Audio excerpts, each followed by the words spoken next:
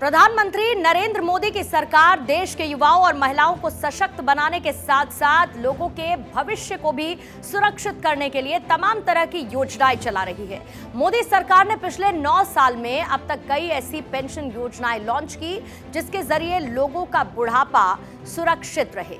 केंद्र सरकार इस साल के आखिर तक राष्ट्रीय पेंशन योजना यानी कि एनपीएस में संशोधन कर सकती है ताकि ये सुनिश्चित किया जा सके कि कर्मचारियों को रिटायरमेंट भुगतान के तौर पर उनकी अंतिम सैलरी का कम से कम 40 से 45% मिले।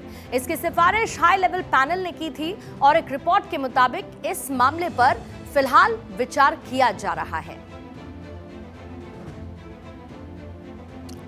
अब आपको इसके साथ साथ ये भी बता देते हैं कि आखिर मोदी सरकार नेशनल पेंशन स्कीम में किस तरीके के बदलाव कर सकती है और उससे पेंशनर्स को आखिर फायदा क्या होगा। बदलाव क्या क्या हो सकते हैं ये भी आप समझिए। संशोधित पेंशन योजना मार्केट रिटर्न से जुड़ी रहेगी। सरकार कर्मचारी के अंतिम सैलरी का न्यूनतम 40% देने के सिस्टम पर काम कर रही है। रिपोर्ट के मुताबिक सरकार एक आधार राशि सुनिश्चित कर सकती है, मतलब अगर भुगतान आधार राशि से कम है तो सरकार को पेंशन में कमी को पूरा करने के लिए हस्तक्षेप करना होगा।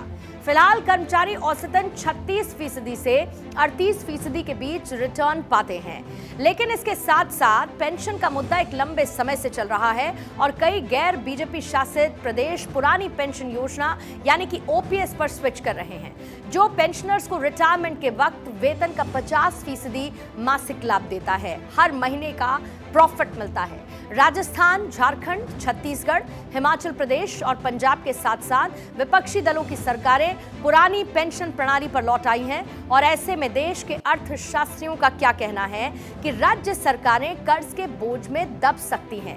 एसबीआई के समूह मुख्य सलाहकार, उनके एडवाइजर का यह कहना है कि पुरानी पेंशन योजना वित्तीय तौर से अस्थिर है और इससे राज्य सरकारों का कर्ज बढ़ता जा रहा है, यानी कि राज्य सरकारें अंडर डेब्ट जा रही हैं और यही वजह है कि एनपीएस और ओपीएस को लेकर विवाद बढ़ता जा रहा है।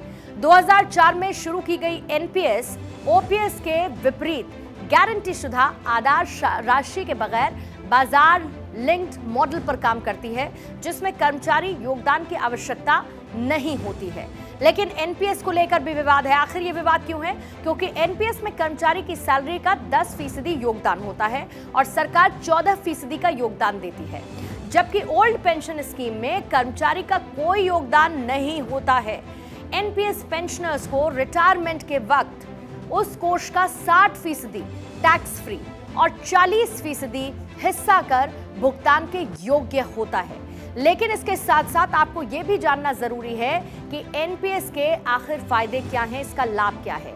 एनपीएस के तहत कर्मचारी रिटायरमेंट के समय कुल जमा राशि का 60% विड्रॉ कर सकते हैं। जो बची हुई 40% की राशि है वो पेंशन योजना में चली जाती है। जमा पैसे में टैक्स में छूट दी जाती है, यानी कि एनपीएस में आपको टैक्स में छूट मिलती है और ये एक बड़ा फैसला इसी के साथ लेने की तैयारी हो रही है।